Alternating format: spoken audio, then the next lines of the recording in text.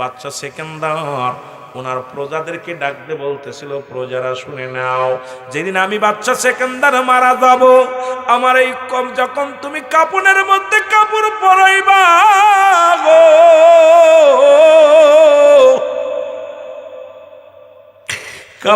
কাপড়ের বাইরে আমার হাত দুটি রেখে দিবা। উজির বলে, হুজুর আপনার কাপড়ের বাইরে যদি হাত দুখানা রেখে দেয়া হয় তাহলে মানুষ বলবে বাচ্চা সেকেন্দার মরণের পর চায়। বাচ্চা সেকেন্দার ডাক দেখা, উজিরে শোনো, শুনে নাও, এটা প্রমাণ করে দাও দুনিয়ার মানুষের, আমি বাচ্চা সেকেন্দারের কোনো সম্পদের অভাব ছিল না, টাকার অভাব ছিল না, বাড়ির অভাব ছিল না, স্বর্ণের উপর অভাব ছিল না। আমি বাচ্চা সেকেন্দার স্বর্ণ হাতে এসেছিলাম, আমি স্বর্ণ হাতে বিদায় নিলাম রে। আমার বুঝপোতারা শোনো, এই দুনিয়ার মা ছেড়ে চলে যেতে হবে, থাকার জায়গা না, থাকার সম্ভব নয়। উজিরে মানুষকে জানায় দিও, মানুষ যেন বুঝতে পারে আমার মতো দুনিয়ার জন্য মনে পড়ে না। বাল্হুয়া কিলাপ, এই দুনিয়াটা পচা দুর্গন্ধময়, মানুষের চরিত্র হলো কুকুরের চরিত্র। কুকুর যেমন দুনিয়ার মধ্যে মরি পাইলে খুশি হয়, এই জামানার মানুষগুলো সম্পদ পাইলে শুধু খুশি হয়। সম্পদের জন্য বন্ধুর সাথে বন্ধুতাই নষ্ট হয়ে যায়, সম্পদের জন্য ভাইয়ের সঙ্গে ভাইয়ের সম্পর্ক নষ্ট হয়ে যায়, সম্পদের জন্য বাবার সঙ্গে সন্তানের সম্পর্ক নষ্ট হয়ে যায়, ভাই বোনের সঙ্গে সম্পর্ক নষ্ট হয়ে যায়।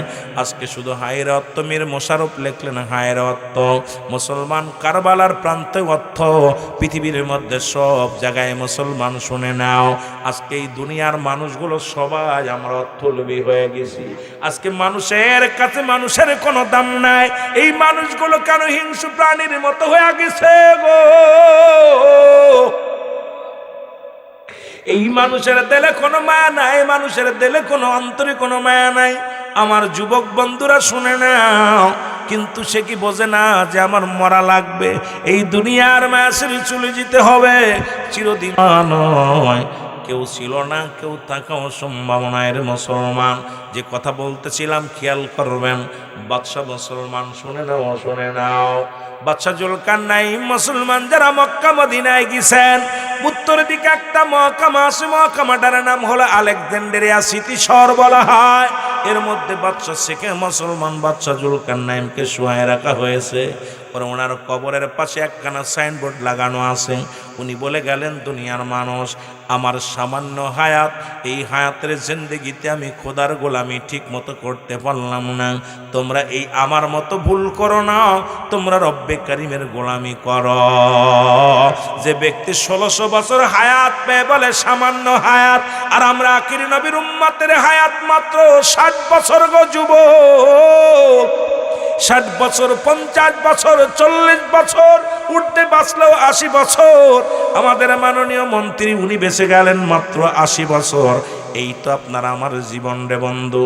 তারপরও কেন সুদ খাও, তারপরও কেন ঘুষ খাও, তারপরও কেন জিনা ব্যভিচার করো, কেন তুমি অন্যায় করো, কেন তুমি জুলুম করো, একবার কি চিন্তা করে দেখো না? এই দুনিয়ার সম্পদের পাহাড় গোল্লা, পরের জমি ফাঁকি দিলা রে, ভাই হইয়া বাইরে ফাঁকি দিলা, বাবা হইয়া সন্তানের ফাঁকি দিলা। ওরা যুবক, কত মানুষের জমি তুমি দখল করে নিলা, অফিসে বইয়া সুদ খাইলা, ঘুষ খাইলা, কিন্তু একবার ভাবো না এই দুনিয়া ছেড়ে চলে যাবা, এই দুনিয়ার সম্পদ খাবে লোকে, তোমার দেহ খাবে পকে। জোরে জোরে চিল্লায় বলা যাবে না, ঠিক কিনা? আমার মরণ শিবে কখন কেউ তো জানি না, আমার আরো জোরে বলেন, আমার মরণ শিবে কখন কেউ তো জানে।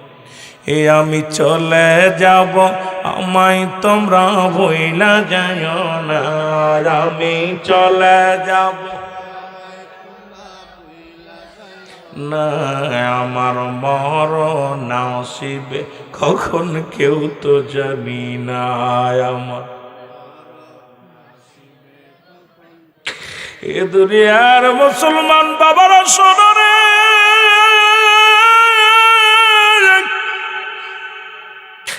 আগামীকাল আপনার আমার জন্য সূর্যোদয় হবে কেউ বলতে পারি না, আগামী দিন বেঁচে থাকবো কেউ বলতে পারি না রে যুবক। কত মানুষ সড়ক দুর্ঘটনায় মারা যায়, কত মানুষ ঘুমের মধ্যে মারা যায়, কত মানুষ সিজদাগত অবস্থায় মারা যায়, কত মানুষকে হাঙ্গর কুমিরে খেয়ে ফেলে রে ভাই, কত মানুষ ও মুসলমান শুনে নাও শুনে নাও, খানা খাইতে যে মারা যায়, কখন কলহানাতে কার মৃত্যু হবে কেউ বলতে পারি না। এই জন্য সদা সর্বদাই মরণের জন্য প্রস্তুতি হও, কারণ পরবর্তী সময় আপনার আমার জন্য কি নিয়ামত বয়ে আনতেছে আপনি নিজেও জানেন না। কারণ আগামীকাল আগেই বললাম সূর্যোদয় হবে কেউ বলতে পারি না, এই মাহফিল থেকে বাড়ি ফিরে যাব কেউ বলতে পারি না।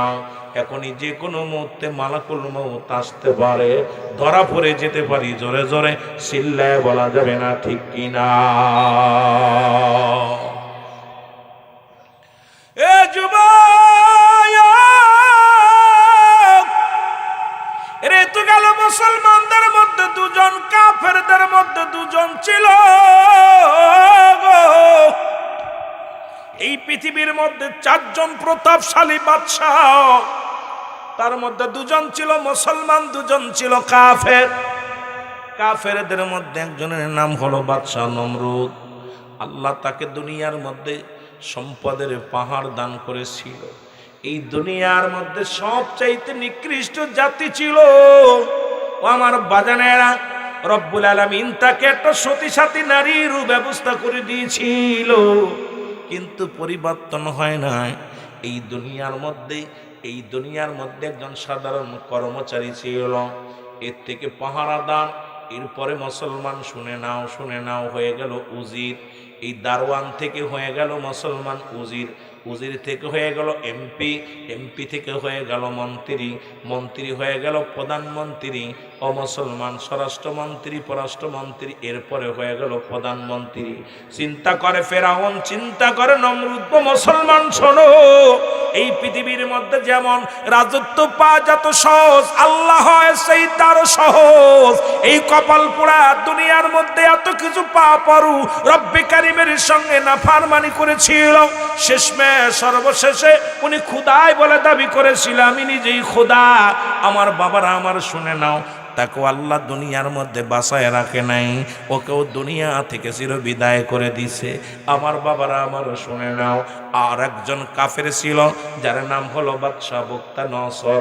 এই পৃথিবীর মধ্যে সে ছিল জিনাকারী, পৃথিবীর মধ্যে সবচাইতে ঘুষ করা জিনাখোর। প্রতিনিয়ত নতুন নতুন নারী পান করত। এই দুনিয়ার মধ্যে যে তারে সুন্দরী নারী এনে দিত, তাকে মোটা অঙ্কের উপহার তাকে দেয়া হতো। আমার বাজানরা আমার শুনে নাও, এই পৃথিবীর মধ্যে রব্বুল আলামিন তাকে এত কঠিন রোগ দিয়ে তারে শেষ করে দিল। এই জমিনের মধ্যে তারও পচায়া গলাইয়া এই দুনিয়া থেকে শেষ করে দিল রে মুসলমান। এই জন্য যত বলো রাজা বলো, ফিরাউন বলো, ও মুসলমান, নমরুদ, ফিরাউন, কারণ যারা খোদাই দাবি করেছিল, কেউ দুনিয়ার মধ্যে নাই। আমি আপনিও থাকবো না, চিরবিদায় হয়ে যাব।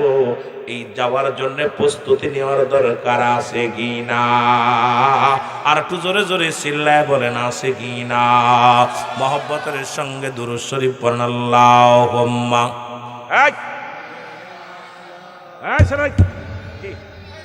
কথা হচ্ছে কেন? ওয়ালা আলি সাইয়্যিদিনা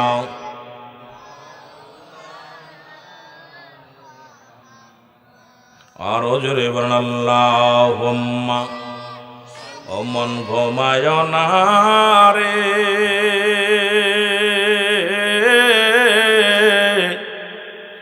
নাম জপ মৌলার, একদিন ঘুমাইবি রে মন কবর ভিতরে মন ঘুমায় না রে, বল মন ঘুমায় না রে, নাম জপ মৌলার, একদিন ঘুমাইবি রে মন কবর মাঝার মন ঘুমায়। বাড়ি গাড়ি সুন্দর নারী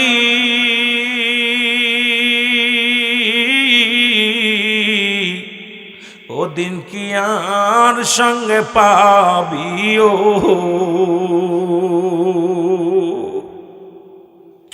ও তুই বাড়ি গাড়ি সুন্দর নারী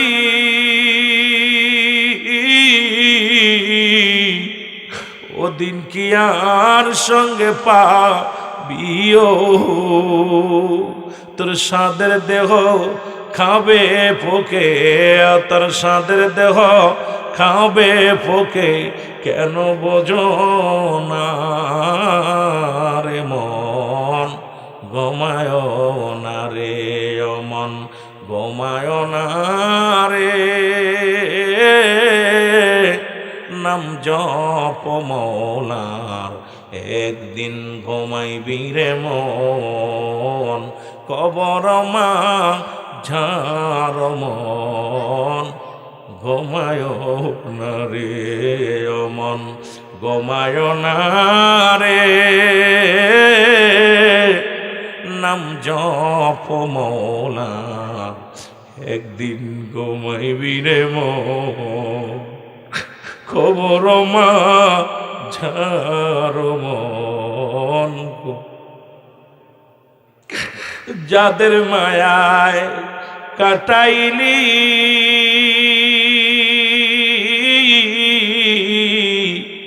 কেউ না তোমার সঙ্গী হবে গো, তুমি যাদের মায়ায় কাটাইলি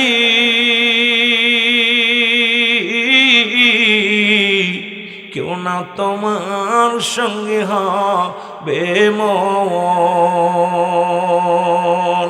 সঙ্গীত তোমার আমল নামা, সঙ্গীত তোমার আমল নামা, এ জিন্দেগি বড় মন ঘুমায় না রে, মন ঘুমায় না রে, নাম জপ মৌলার, একদিন ঘুমাইবি রে মন কবর মাঝার মন ঘুমায় না রে। আমার ভাইরা বলতেছিলাম পৃথিবীর মধ্যে কত বছর কত রাজা কত পুঁজির কত মন্ত্রী আসলো, সবাই দুনিয়ার মাসিরে চলে গেল। এক নাম্বার বিপদ হলো মানুষের মারো,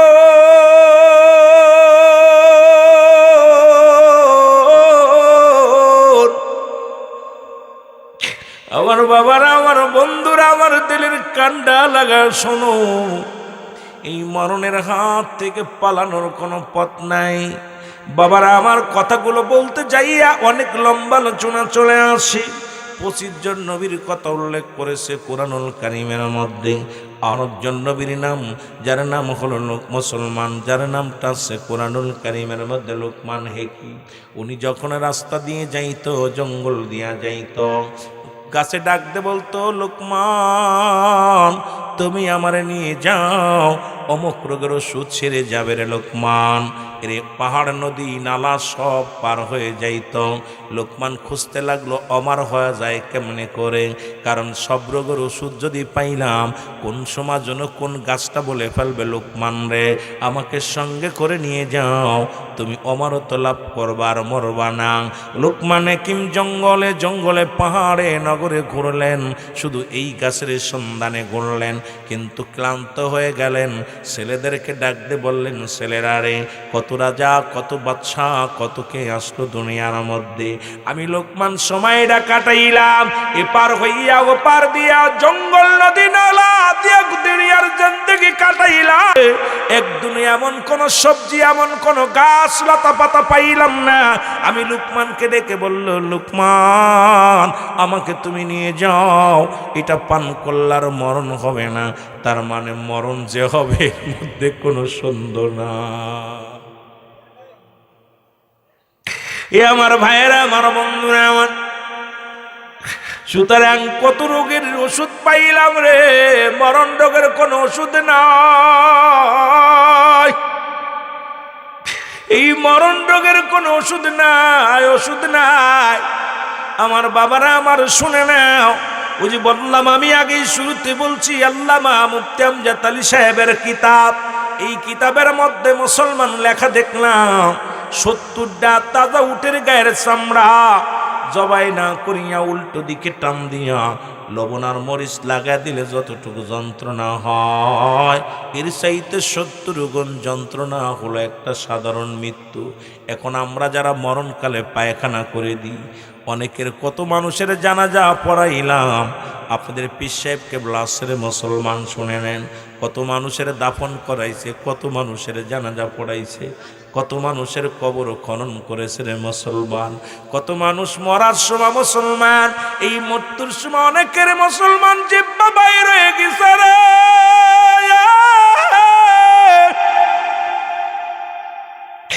অনেকেই মরণের সময় চোখ দুটি বড় বড় হয়ে গেছে গো, অনেকেই মরণের সময় পায়খানা করে দিছে, প্রস্রাব করে দিছে। তাদের মৃত্যুটা কত কঠিন, তাদের মৃত্যুটা কত কঠিন হয়, জোরে জোরে চিল্লায় বলা যাবেন আল্লাহু আকবার। এ আমার ভাইয়েরা আমার বন্ধুরা আমার, এই মরণের পেয়ালা পান করতে হবে কোন সন্দেহ আছে? কার কার মরণ হবে না একটু হাত তুলে দেখান। মরণ নাই কার কার একটু হাত তুলে দেখান। সবাই মরবেন, কেউ মরবেন মুসলমান শুনে না। মরণ আছে কার কার একটু হাত তুলে দেখান, জোরে জোরে চিল্লায় বলো আল্লাহু আকবার। নারায়ে তাকবীর, নারায়ে রিসালাত। ও যুবক শুনে নাও, দিলের কান্ডা লাগা শুনে নাও। এর মুসলমান, একজন নবী এখনো জান্নাতের মধ্যে আছে, 4 জন ব্যক্তি এখনো জীবিত, তার মধ্যে একজন হলো পাহাড়ের দায়িত্ব আছে, যার নাম হলো হযরত মুসলমান শুনে নাও, শুনে নাও। এই পাহাড়ের দায়িত্ব যিনি আছে তার নাম হলো ইলিয়াস আলাইহিস সালাম, যাকে আল্লাহ বড় পাহাড় নগর দায়িত্ব দিছে, বড় বড় পাহাড় দেখাশোনার দায়িত্ব। আপনাদের মাধবপুরও আমি এর আগে কোনো দিন দেখি নাই, এবছরে মুসলমান কিছুদিন আগে গিয়েছিলাম, এই পাশে এত সুন্দর মুসলমান। আমরা জানতাম শ্রীমঙ্গলে পাহাড়, আমরা জানতাম সিলেটে পাহাড়, চার বাগান কত সুন্দর দেখার মনোরম পরিবেশ। আমি গুনাহগার গিয়েছিলাম রে মুসলমান, এত সুন্দর পরিবেশ দেখে মনোমুগ্ধ হয়ে গেলাম। আল্লাহ রাব্বুল আলামিন কত সুন্দর পাহাড়, কত সুন্দর চার বাগান, কত সুন্দর নদী, কত সুন্দর বালি দান করেছে রব্বুল আলামিন। আমার বাজানেরা শুনে নাও, এই জমিনের মধ্যে যে কথাগুলো বলার জন্য আমি আপনাদেরকে বলে যাই, এ আমার ভাইয়েরা আমার বন্ধুরা আমার, এত সুন্দর কিছু রব্বুল আলামিন দান করলো। এই পাহাড়ের দায়িত্ব দিলেন একজন নবীকে, তার নাম হলো হযরত ইলিয়াস আলাইহিস সালাম। একজন পানির দায়িত্ব আছে, যার নাম হলো খিজির আলাইহিস সালাম। একজন জান্নাতের মধ্যে এখনো জীবিত অবস্থায় আছে, একবার মারা গেছে আবার জীবিত হয়েছে, তার নাম হলো হযরত ইদ্রিস আলাইহিস সালাম। আর একজন পয়গম্বর আমার নবীর উম্মত হয়ে আসবে, বড় আফসোস করেছিল, আল্লাহ তুমি আমারে আখিরি নবীর উম্মত বানায়ো, যে নবীর এত দাম, যে নবীর এত সম্মান, যে নবীর দেশ দুনিয়ার মধ্যে নবী বলেন হায়াতি খায়রুল লাকুম, আমার নবীকে আমার হায়াতের জিন্দেগিটা আমার উম্মতের জন্য কল্যাণ স্বরূপ। জোরে বলেন না মারহাবা, আরো জোরে।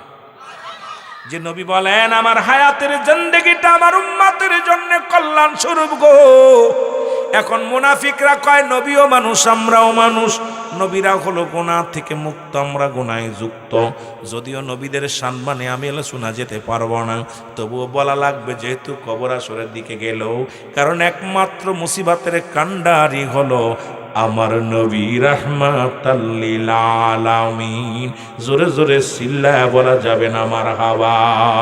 আমার মনে বড় আশা ছিল যাব মদিনা, বলো মনে বড়,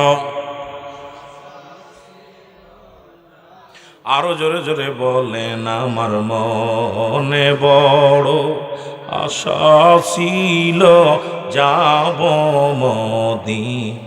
এর মক্কাওয়ালা মদিনাওয়ালা, মক্কাওয়ালা মদিনাওয়ালা, একবার আমায় দেখা দাও। আমার মনে বড় আশা ছিল যাব মদিনা, বলো মনে বড়। মদিনায় যেতে চান না আব্বা? মদিনায় যেতে চান না? আল্লাহর ওলিকে ওসিলা করেন, 6 শ্রেণী মানুষের ওসিলা করে দোয়া চোয়া যায়। নাম্বার নবীগণ, অলিগণ, গাউসগণ, কুতুবগণ, আলেমগণ, উলামাগণ। আল্লাহর ওলি বসে আছে, তাকে আল্লাহ আমার আল্লাহর ওলির ওসিলায় আল্লাহ আমাদেরকে মদিনায় নাও। বলেন মনে বড় আশা ছিল যাব মদিনায়, বলো মনে বড়।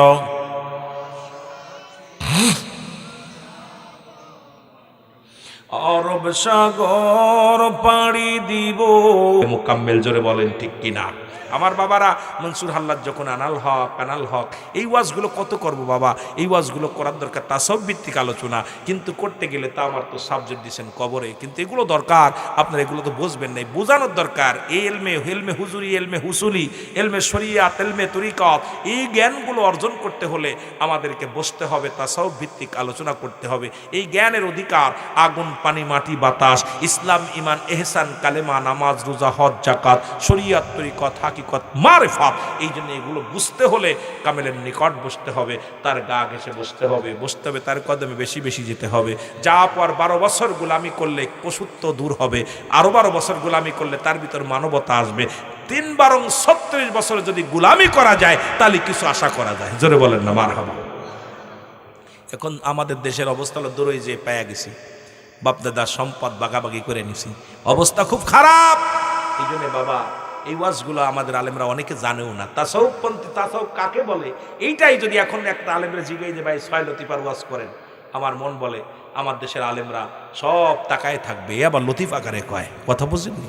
কোন লতিফার কোন কাজ, কোনটার কি কাজ আমার বাবারা? এই জন্যে আমাকে আপনাকে বুঝতে হবে, জানতে হবে। জোরে বলেন ঠিক কিনা? এই জ্ঞান অর্জন করতে গেলে অনেক। আমার পীর রাজি যার উপরে, আমার আল্লাহ রাজি তার উপর। বলেন পীর রাজি যার উপরে, আমার শরিয়াতের মৌলবীরা পীর শুনলে মাথা খারাপ, কাজে পীর কোনো কোরআনে নাই। কোরআনে পাবি কেমনে? পীর তো ফার্সি ভাষা। পীর কি ভাষা? ফার্সি ভাষা। আরবিতে বলে মুর্শিদ, কোরআন আসছে আরবি ভাষায়। মুর্শিদ ইংলিশে বলে গার্জিয়ান, বাংলায় বলে অভিভাবক, আর ফার্সিতে বলে পীর, আরবিতে বলে মুর্শিদ, মুরব্বী, গার্জিয়ান। পীরে যারে দয়া করে মুর্দা দিল তার জিন্দা হয়। বলো পীরে যারে দয়া ও ভাই মুর্দা দিল তার জিন্দা হয়। আরে অকুল দরিয়ার মাঝে ডুবা নৌকা ভেসে যায়। চারিদিকে ঝামেলা, সংসারের ঝামেলা, বিবির ঝামেলা, ছেলের ঝামেলা, মেয়ের ঝামেলা। এই ঝামেলার মধ্যেও পীরকে যখন রাজি খুশি করা যায় তখনই আল্লাহ রব্বুল আলামিন রাজি হয়ে যায়। জোরে বলেন ঠিক কি না? আর একটু জোরে বলেন মারহাবা। দেখ না ফরিদ করিল দান অমূল্য চক্ষুরত ইব্রাহিম সারিয়া দিল মহামূল্য সিংহাসন। বলো ইব্রাহিম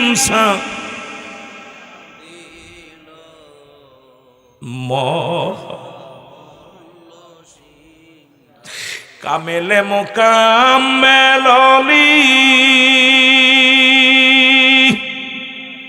আমার খোদা প্রিয় মৌলানা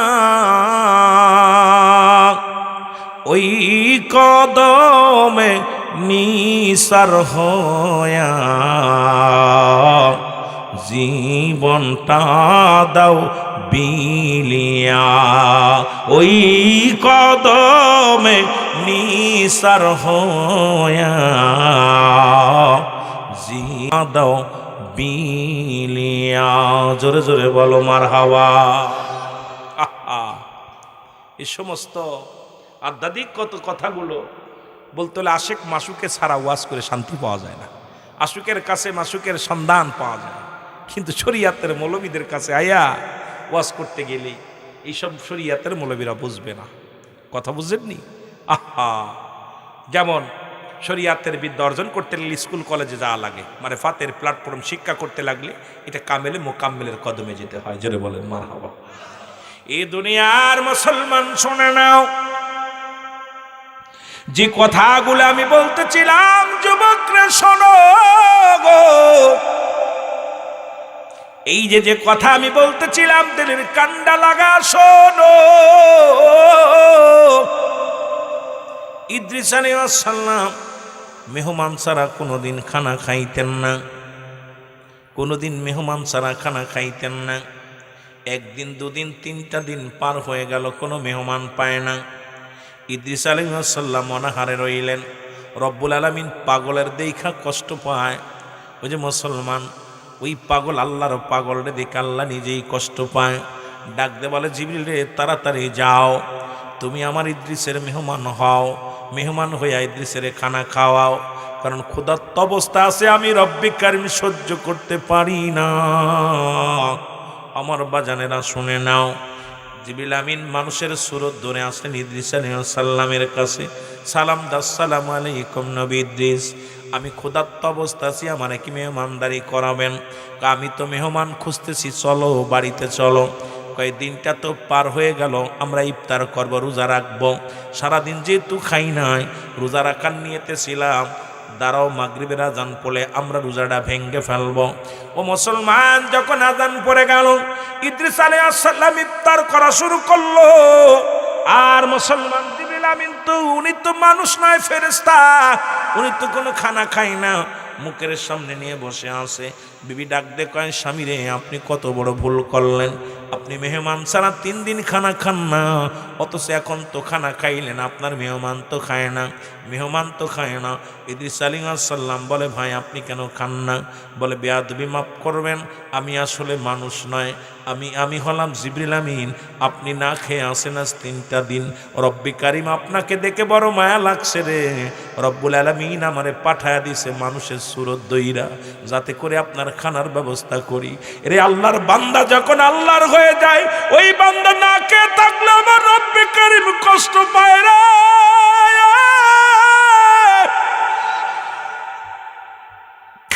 যে বান্দা আমার রব্বে কারীমের হয়ে গেছে গো, এই বান্দার গায়ে আসর লাগলে আমার রব্বে কারীম বড় কষ্ট পায়। এই বান্দা যখন মলি মুখটা মজার হয়ে যায়, রব্বে কারীম অসন্তুষ্ট হয়ে যায়। এদেরকে যারা কষ্ট দেয় আল্লাহ রব্বুল আলামিন তাদের উপরে কষ্ট হয়ে যায়, রাগান্বিত হয়ে যায়। বুখারীর হাদিস তো আছেই, যারা আমার ওলি আল্লাহদের সঙ্গে দুশ্মনী করবে আল্লাহ নিজেই তাদের বিরুদ্ধে জিহাদ ঘোষণা করেছে। জোরে জোরে চিল্লায়া বলা যাবে না মারহাবা? আর একটু জোরে বলো আল্লাহু আকবার। এখন ইনাদের কথা বলতে যায় আবার আল্লাহ বলে কুরআনুল কারীমের মধ্যে সূরা ইউনূসের মধ্যে 11 নম্বর পারা 62 নম্বর আয়াত, আল্লাহ বলে আলা সাবধান, ইন্না নিশ্চয়, আলা ইন্নাহু লিল্লাহি, আল্লাহর তরফ থেকে যারা ওলি হয়, লা নাই খাউফুন শব্দের অর্থ ভয়, ওলা যদি অবস্থান করে হুমদের উপরে জানুন, তাদের কোনো চিন্তা নাই, ভাবনা নাই। মুসলমান নামাজের গালা নাই, হজের গালা নাই, জাকাতের গালা নাই। আল্লাহর মাহবুব বান্দাদের বিষয়ে বলতে জাল্লা নিজের ডাইরেক্ট অ্যাকশন করছে, আলা শব্দ ব্যবহার করছে, সাবধান করে দিছে রে মুসলমান। শুধু মেরকাত সরে মেরকাতের 10ম খণ্ড 722 নম্বর, কুরবান 5ম খণ্ড 524 নম্বর পৃষ্ঠা, রাসূল নিজে বলে আলা সাবধান, ইন্না নিশ্চয়, আলা ইন্নাহু লিল্লাহি, আল্লাহর তরফ থেকে যারা ওলি হয়, লা ইয়ামুত, তাদের মৃত্যু নাই। জোরে জোরে চিল্লায় বলা যাবে না মারহাবা? আর একটু জোরে জোরে চিল্লায় বলা যাবে না মারহাবা? ও তারে মাটিতেও খায় না, জমেও সই না, নবীর প্রেমিক যে জনা, তারে মাটিতেও খায় না, জমেও সই না, নবীর প্রেমিক যে জনা। জোরে জোরে বলেন, তারে মাটিতেও খায় না, জমেও। হাদিসের ঘোষণা কামেল পীর মরে না, কানার দালা হাদিসি কুরআন পড়ে না। কামেল পীর যে জনে মরণ নাই সংসারে, কামেল পীর যে জনে মরণ নাই সংসারে, দেখো না হাদিসি কুরআন খুঁজিয়া, তারে মাটিতেও খায় না, জমেও সই না, নবীর প্রেমিক যে জনাও, তারে মাটিতেও খায় না, জমেও সই না, নবীর প্রেমিক যে জনাও। জোরে বলো মারহাবা? খোদারি প্রেমে জীবন দিছে, এ দুনিয়ায় তার বলতে কিছু নাই। ভক্তদের লইয়া কাদেশে নিরালায়, ভক্তদের লইয়া কাদেশে নিরালায়, কর মার্জনা গোনা, তারে মাটিতেও খায় না, জমেও সই না, নবীর প্রেমিক যে জনাও, তারে মাটিতেও খায় না, জমেও সই না, নবীর প্রেমিক যে জনাও। জোরে বলো মারহাবা? কষ্ট হয়নি আপনাদের? জোরে বলেন কষ্ট হয়নি? এরা মুসলমান অনেক কুয়াশা কইমা গেছে, হায় হায়, 1:30 দিয়ে বেজে গেছে, কাম সারছে নাকি 12:30 বেজে গেছে। আলোচনা চলবো? চলবো না ছেড়ে দিব? কষ্ট হচ্ছে না? তাবারক আছে? তাবারক আছে? কমিটি কই? তাবারকগুলো নিয়ে আসেন, ভাইদের কষ্ট হচ্ছে, সেই সন্ধ্যা থেকে বসে আছে। আমি বেশিক্ষণ আর আলোচনা করবো না, কষ্ট হচ্ছে বুঝতে পারছি, কারণ আওয়াজ কমে গেছে। আপনাদের আওয়াজ দরকার ছিল, যে আওয়াজটা সে আওয়াজ নাই, কারণ আপনাদের ক্ষুধা লাগছে, ভয় নাই, আমিও খাই নাই রাত্রে, আপনাদের থুয়ে আমিও খাই নাই, আমিও অপেক্ষায় আছি, দুপুরে খাইছি, মোটামুটি আসরের আগ দিয়ে খাইছি, খাওয়া দাওয়া শেষ করছি, রাত্রে এখনও খাই নাই। অনেক দিন আমিও পরীক্ষা করি ওয়াজ করতে এসে, কারণ আমি আপনাদের মতো এত বড় সুন্নি হতে পারি নাই, এত বড় আশেক হতে পারি নাই, সাধারণ গোলাম। আসমানের নিচে জমিনের উপর আমার মতো নরাধন, আমার মতো পাপী মনে হয় আমার মতো দুনিয়ায় কেউ নাই। রব্বুল আলামিন যদি আপনাদের ওসিলা আমাকে ক্ষমা করে, আল্লাহ রব্বুল আলামিন 2-4টা কথা বলার সুযোগ দান করে, সবচেয়ে বড় পাওয়া আমার মদিনাওয়ালার খাতিরে, রাহমাতাল লিল আলামিনের খাতিরে, সেই নবীর ভালোবাসা, সেই নবীর প্রেম আমার ভিতরে যদি অর্জন না করে যেতে পারি, আমিও ধরা পড়ে যাব। আমার বাবারা, সুতরাং আপনাদেরকে আমি ঠগাই নাই। মনে করতে পারেন হুজুর হয়তো ভালো মন্দ খায়া মনে হয় মাহফিল ওয়াজ করতেছে। এখনও আপনারা যেভাবে আছেন আমিও সেভাবে আছি। তো 2 সেটে চার দরকার ছিল, তো আমার সহকারী তো এটাও দেয় না, তার মানে আমার পর অভিমান করলেন আল্লাহ জানে। একটু মহব্বতের সঙ্গে দুরূদ শরীফ পড়েন, আল্লাহুম্মা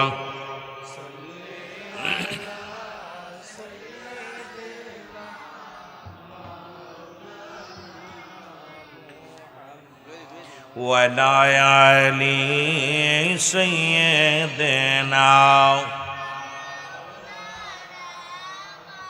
এরে আল্লাহুম্মা সাল্লি আলা দুনিয়ার মুসলমান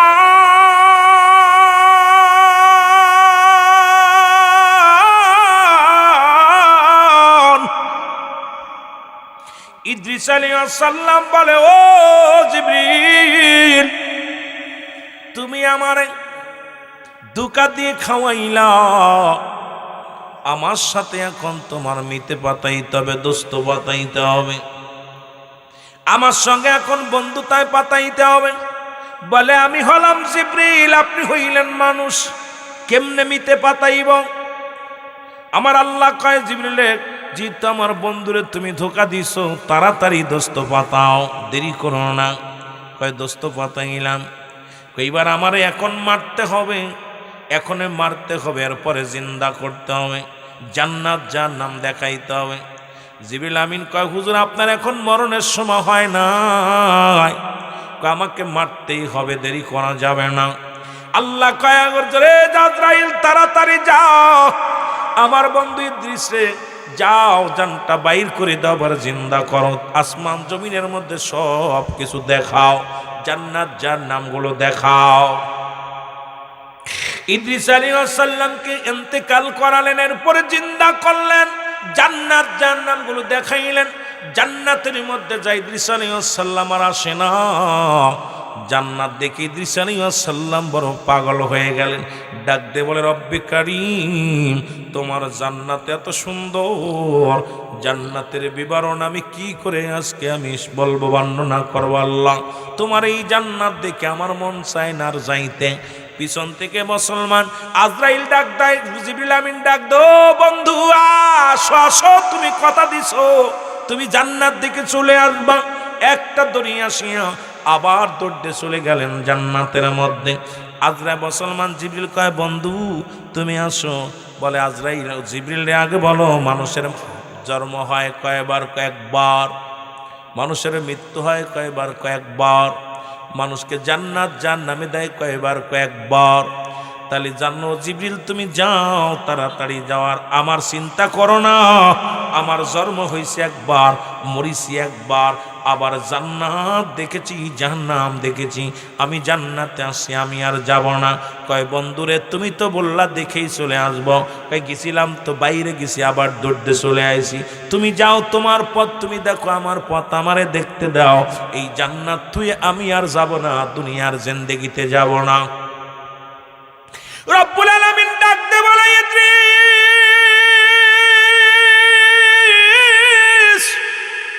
তুমি আমার জান্নাত পেয়ে কি খুশি গো?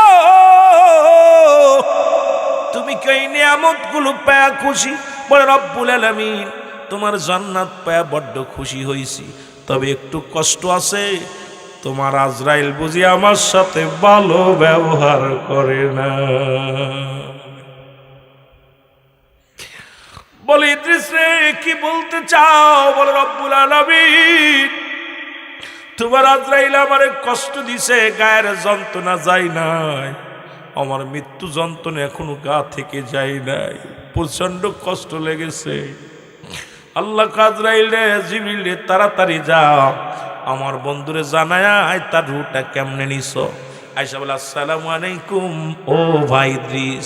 বলে, ওয়ালাইকুম আসসালাম, আপনার কাছে আইছি। বলে, আগে বলো আমার রুহটা তুমি কেমনে বাইর করেছো? বলে, হুজুর,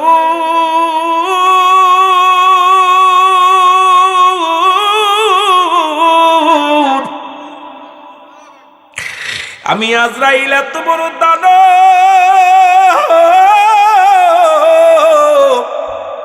তামাম পৃথিবীর পানি যদি আমার মাথায় ঢেলে দেওয়া হয় রে, পানি জমিনের মধ্যে গড়াইয়া পড়বে না। আমি এত বড় দানব রে, আমি আজরাইল। ও ভাই ইদ্রিস, শুনে নাও, শুনে নাও। একমাত্র ইমানদারের রূহটা বাইর করার জন্য আমি জমিনের মধ্যে আসি। কোন কাফের বেঈমান জাহান্নামীদের রূহটা বাইর করার জন্য আমি জমিনের মধ্যে আসি না। আপনার রূহটা আমি বাইর করেছি।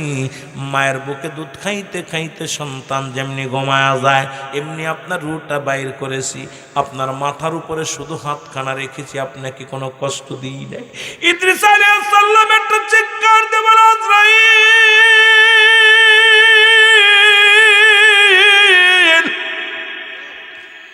এই সহজ মৃত্যু যদি এত কঠিন হয় রে, যাদের মরণের সময় চোখ দুটি বড় বড় হয়ে যায়, যাদের একটা অঙ্গ বেঁকা হয়ে যায়, যারা পায়খানা